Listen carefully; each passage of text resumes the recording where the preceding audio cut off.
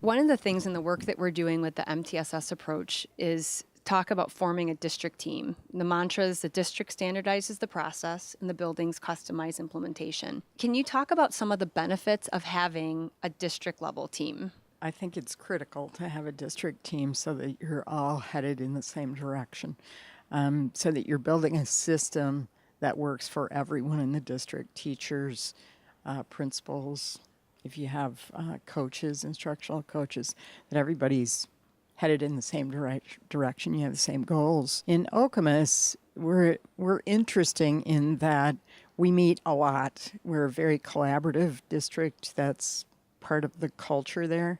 So we meet with principals, elementary principals once a week, RTI coaches once a week, and secondary principals every other week. Those groups don't always meet as a whole. They meet separately. So I'm sort of the conduit between the various groups. And we just fit this work into already existing meetings. And Williamston is a less complicated district in terms of we just have one level for the K2, 3-5, 6-8, and 9-12. So there are 4 buildings. And our challenge was that our principals do everything. So how do we get this work done, this really important work? We finally got the idea that our coaches are truly the worker bees, and we meet frequently, and I meet with them. So just as you are, Patty, I'm kind of the link between the resources at central offices, the administrative level district team, as well as then working with the coaches. And that allows us to get the work done and keeps that heavy responsibility piece off of the principal's plate so that they're not constantly in meetings. And that's really worked for us. In some counties, really small counties, the coaching support comes from ISD consultants or ancillary staff.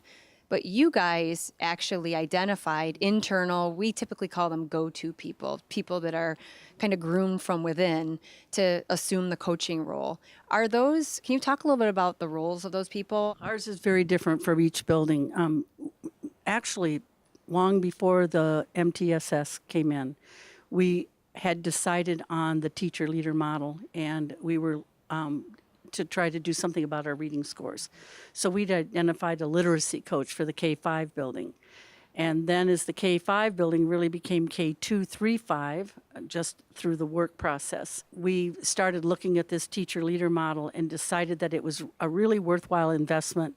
It is funded partly, about 1/3 with district funds, and the rest is through the title funds. And that worked so well, and we saw such tremendous increase at the elementary level that we then moved that to the middle school and provided just partial release for a math teacher and a literacy teacher.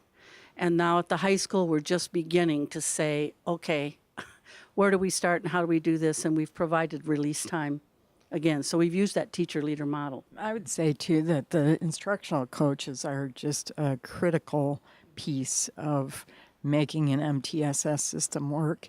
And we've done it a little bit differently, but it's the same concept. You need people that are on site all the time and have a relationship with the teachers in the building. ISD people coming in doesn't work as well, in my opinion, because they're not there all the time and they don't have that relationship. What we did in Okemos is we had reading consultants in our 4 elementary buildings.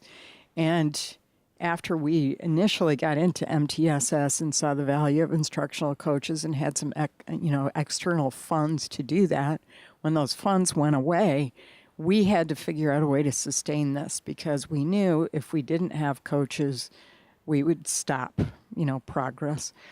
So we converted our reading consultant position to instructional coaches, but we did not put those people in those positions. We made it a position that you had to apply for and be selected for because we were looking for a specific skill set, somebody that could analyze data, somebody that could work with adults, somebody that was comfortable going into classrooms and demonstrating lessons and giving people feedback. And it had to be a personality that others felt comfortable with too. At our high school last year, we have a math teacher that's a coach 2 hours a day, and she instructs the others.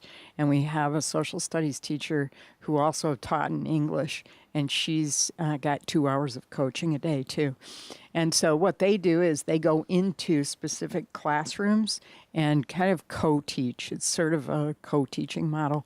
And at the time they're doing PD, they're working with some of the tough kids, trying to figure out what will work with those. So it's not really a linear approach. The coaches do many, many things. Data analysis, PD, working with kids, finding materials. They do lots of things. And like what Narda said, that takes it off the principals. The principals are certainly there as, elbow partners in this approach, but they have so many other things to do that they can't do this work alone. How do you guys braid this work, the MyBlissy or MTSS work, into existing initiatives like school improvement or other district priorities? It is a part of our school improvement work. It is not the work. School improvement is the umbrella. So sometimes when we use that umbrella visual, I think it's not really, the umbrella is really improving our schools, improving student achievement. And then the framework that we have to work within that gives sense to it, that allows us to figure out how to get that work done with limited resources, is the MyBlissy MTSS work. And I like to use the expression in the district, and it's from somebody out there that came up with it, the tight, loose connection. Very, very tight about what the district expects, but loose about how you get that done at the building. And that allows us then to all look, I love our district data days because we look at the data K-12, and it's the K-12 group making the decisions, but then they go back to the buildings and they decide how they would get that done in their buildings. This is the school improvement for us. And as I said earlier, it's really not a linear approach. It's very messy work. And we're doing multiple things at one time. The data drives what we do. So that's the school improvement piece of it. We look at the data first. And it's been interesting how it's evolved over time. We're, 4 or 5 years into a system, but this isn't where we started. We started with selecting a core reading program and getting all the teachers trained on that. We started with universal screeners and what does the data mean and how do we use it. And so we've taken it sort of baby steps, starting with core instruction, data that we can group. And then we went from there to 90-minute literacy blocks and what do you do within that time? And then how do we group students so that we're getting, in our district, we wanted to focus on all students. And sometimes MTSS kind of focuses on the struggling students. And philosophically, we wanted this to meet the needs of all students. So we go from intervention groups to enrichment and everything in between. It's changed the culture of our district. Teachers used to have a classroom of students that they were responsible for, and that's really where they focus their energy. Now it's grade levels, and it's teachers sharing kids across the grade level, not for the 90-minute block, but for the tier 2 time, that kind of thing. So we've evolved, but for me, it's all school improvement because it's all about continuous improvement for students and setting goals. And it's easier to set goals within this system that we've created. How did you guys manage making sure teachers could get the training that they need and making sure that you had enough resources to deal with that? Knowing that this core reading program was coming along, I would say that the fact that we're doing this as a county is one of the ways that we've been able to do this, because the cost to us to have done it by ourselves, but since almost all of our schools adopted Reading Street, we went into it together in the research for it, we discussed it together, then the pricing was much better because we did it together, and then we all talked about, and again, that tight loose, it was very tight what we were going to do as a county, but how each district did it. There was, a little customization, but because it's a small district and I'm not only the superintendent but the curriculum director, I'm at the county curriculum tables, and I mean, I sit there with Patty and others, and we solve problems together because we have this common language and this common focus. And then I go to the superintendent roundtable, and the issues that are a part of the superintendent's world, we solve them together because we all have the common language. So that's an efficient use of time and resources when you can problem solve together and come up with a county solution, and then implement it the way it'll work back in your district. But in terms of just within the district, there is a recognition that anything new is going to require a lot of time up front. And we really appreciated the trainer-trainer models, and getting the coaches and others at grade level present, so that they were receiving the training. And then they come back, and then our coaches help guide the facilitation and teaching of others. For us, carving out the time, that's the critical piece. And as I said, we tried to attach it to already existing meetings. And when I first went to Okemos and I saw that the elementary principals met every week, I was like, how am I ever going to be able to do that? Now you get so much done in those meetings that it saves you time later. So it's like pay me now, pay me later kind of thing. You're trying to do all kinds of things, whereas in an hour meeting, you can knock a lot of it off if you've got that time preserved. We do the same thing at the building level. We release teachers for these data dialogues. We bring subs in. We use Title II money for subs to do that because, again, if you don't have the time, the work won't get done. So Title II is huge for us. And over time, we've actually changed our whole special schedule to create common planning time for our teachers. That was an outgrowth of this whole system that we didn't anticipate at all. But now we have common planning for K-4 because it was a need that we recognized, and then we figured out, or we decided, what can we do to make that happen? So we've changed other systems to do this. But I would say the meeting time, making sure it's on the schedule, and you can always cancel a meeting. It's harder to reschedule when you need one. And then Title II dollars for the subs. What do you think has been the one of the most meaningful outcomes in your work related to MTSS, MIPLA-C? I would say for us, it's probably the change in the culture and what that's done for student achievement. So we sort of back into that. But we were a pretty collaborative organization before we started this, but it has increased. I can't even tell you how much. Teachers like working together. They like solving problems together. They like the shared ownership that comes with sitting down and looking at an entire grade level of kids and what their needs are. And I just think the synergy that comes from putting a group of teachers together, developing the trust that they're not in competition for who's the best teacher. They really are sharing the responsibility for all these kids. They're all a valued member of the team, and it's just been amazing. It is about changing the culture. It's about the tight focus on the student and the achievement of the student, and teachers all working together, administrators all, even our board's involved in this conversation.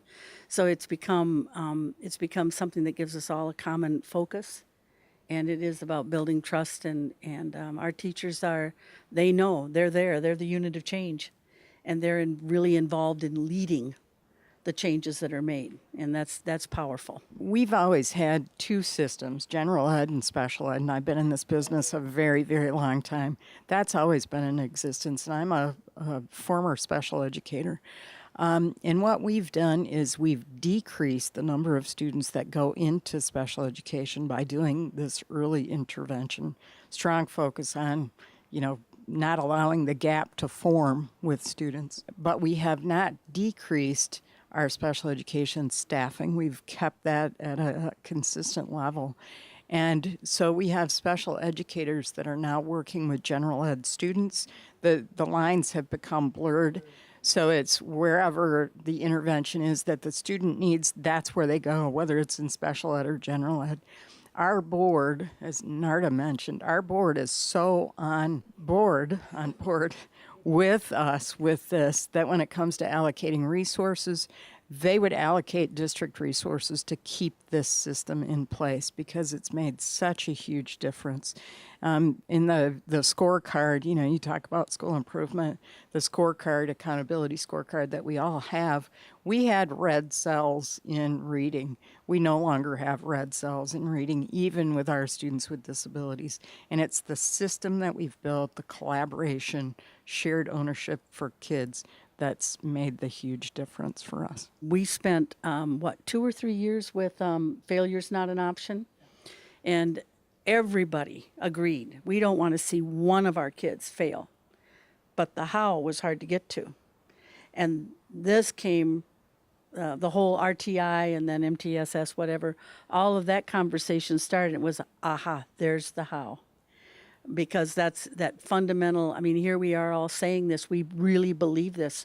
There's no child that's going to fail, but we didn't have a system to really address that. As I near the end of my career, and I look back and I think, now that's what we need to be doing, because every teacher feels that. Nobody wants anybody to fail. What are some benefits of systematically over time building your knowledge as leaders? I mean, you guys were not you didn't have the deep knowledge 7 years ago, if you go back to Failure's Not an Option, as you do now. What are the benefits from a central office perspective about making sure you're carving out time to increase your knowledge of this work? When we're at the table trying to create systems and dialogue about next steps and that kind of thing, we have to have been at the table with the teachers in order to engage in that discussion. We have to be learning side by side with them. Just that common base, common knowledge. And when they see us at these meetings, it matters to them. You know, they want to do this work because they see that we value it. We carve out the time to go. We're with them, not as experts, but side by side learning with them. I mean, we've talked about all the things that are wonderful, and I'll tell you some of the really rocky parts. Was it 2 years ago you did the implementation science with us? And we chose to have our coaches at the table because they were the ones that are going to be doing the work. And boy, did that cause ripples because the principals weren't there. And so we spent a year working through that of it's okay, release it, let them do the work. And now they would have it no other way. But so there are some bumps in the road, but I think that the power is exactly what Patty said. The principals are there, the coaches are there. This morning we had a parent present who wonders what it's all about, and everybody is learning together, problem solving together, and creating that which would be customized for Williamston. One final question. If a superintendent approached you and said, why would I do this? I mean, give me 3 compelling reasons why. It gives you a frame to have a tight focus across the district. It allows for that customization at the building, and it does what I've been passionate about for years, and that is teacher leadership, distributed leadership. I really believe successful organizations have distributed leadership, and it provides a frame for that where everyone has a defined role, a defined expectation, and each of you can monitor how well you're doing within that framework by looking at those roles and responsibilities. The biggest reason for me is really student achievement. You know, we were a high-performing district to begin with, but we've become a higher performing district because of this structure and because we've focused on all students. We've definitely brought the bottom up, and we've been able to provide opportunities for our kids in a more systematic fashion that need enrichment as well. And instead of each teacher trying to meet the needs of a range of kids, it shares that. It's a system that really helps everyone. I think that's why the teachers are so engaged in this work too, is they see the value for each of them. It's consistent, it's a shared language, as Narda said. You share students, you share everything, and the ultimate beneficiary is the students. Any challenges or obstacles really stand out that you had to weather that you just want to put out there for other superintendents to be aware of? The choices that we've made within our infrastructure, that is a shifting of resources. And one of the shifting of resources is the dollar. And so now it's the question of, are those dollars that we're investing which is probably about half and half soft money, half actual, half of it's grant, half of it is the coming from general fund. Teacher evaluation is another huge challenge, but I believe the work we're doing with MTSS is actually going to benefit our teachers because we're putting in structures that give them an opportunity to really intervene with kids that are struggling. But that's a bump we're working with now, and I think that what you talked about today with the why, we haven't been talking about the why enough. We have to go back and talk about the why. We're all doing it together, and we're having these tough conversations, whereas before it would have been lines drawn in the sand.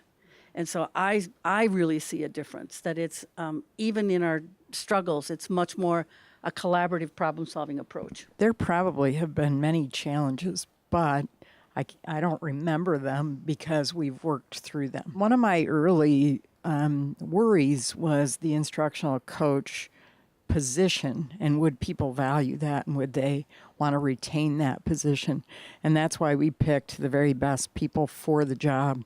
They created the job as they went. They had these weekly support meetings, and now I don't think anybody in our system would choose for those positions to go away and those people to go away, because they're so supportive in everything that happens within the classroom. They've become true teacher leaders, and people value them in a huge way. So many challenges along the way, but I think our philosophy is we're never going to be done. The system will just continue to evolve and improve, and each year we look at, okay, where are we and what do we need next? What do we need to make this better?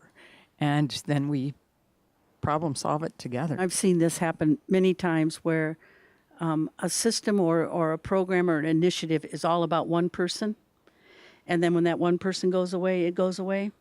But because of the very nature of the structure of this, I can leave tomorrow and it's going to keep going because it has nothing to do with me. It has to do with that which everybody values. And we built that system together, so I agree. It's very sustainable. If I leave tomorrow, things will carry on as well. Well, on that note, that was a really good note to end. I want to thank you guys for your time, and I always appreciate